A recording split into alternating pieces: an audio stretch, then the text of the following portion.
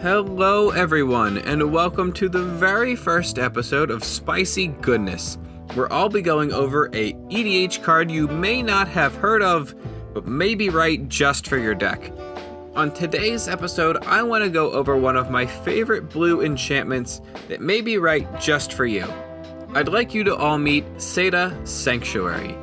For 2 and a blue, Seda Sanctuary is an enchantment that says, at the beginning of your upkeep, if you control a red or green permanent, draw a card, then discard a card. However, if you control a red permanent and a green permanent, you get to draw 2 cards and then discard a card. Alright, so I lied a little bit. While this is a mono blue card in nature, you're never going to play it outside of a deck that runs both red, green, and blue inside of it, because that's where you can maximize the value. Let's start analyzing this card from the floor up. If you have literally no red or green permanents on the battlefield, yeah, this card's really bad. It doesn't actually do anything for you, and until you get those cards, it's just going to be sitting there. However, the upside is that it's really hard to not have a red or green permanent on the field if you're in Temur. The only situations in which that is going to happen is right after a board wipe, and even then, you might have some stuff still sticking around. Now let's look at the second situation, and where you only control a red or green permanent on the battlefield. In this case, Seda Sanctuary is giving you a free loot at the beginning of your upkeep, and therefore being able to filter your hand a little bit even before your draw step. With any type of top deck manipulation, this can get some pretty good value, being able to help determine the cards that you get to draw while also pitching the worst card in your hand every turn. That's not something to laugh at.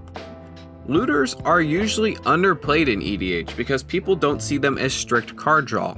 However, just being able to filter some of the dead cards out of your hand and digging a little deeper into your library can be immensely helpful, especially when everyone is kind of stalling and no one has any good attacks.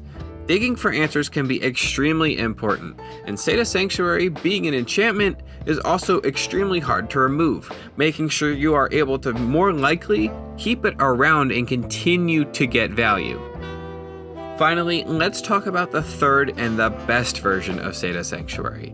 If you control both a red and a green permanent, you're going to get to draw 2 cards and then discard a card at the beginning of every single of your upkeeps.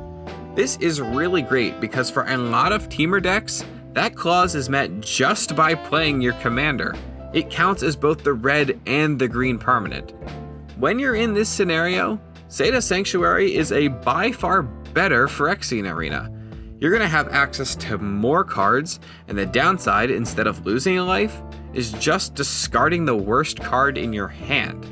While sure, this may draw a little extra fire to your commander because it activates such a powerful effect, you're probably also going to have plenty of other ways to keep Seda Sanctuary online in your deck, giving you access to plenty of cards, and without the minor life loss, you're also going to be able to keep alive without racking up small incremental damage every turn. Overall, I think Seda Sanctuary is a really undervalued incremental draw option in your Temur deck. In any kind of deck that has top deck manipulation, is looking to draw cards off the top like Haldan and Pako, or even just wants to smooth out their draws for kind of mid-range to longer games, Seda Sanctuary is an absolute house in terms of providing card selection and value. Currently, Seda Sanctuary is only 15 cents on TCG Player, therefore being a super budget option for any kind of Temur deck looking to get some extra card advantage and absolutely surprise their opponent with a card they may have never heard of before.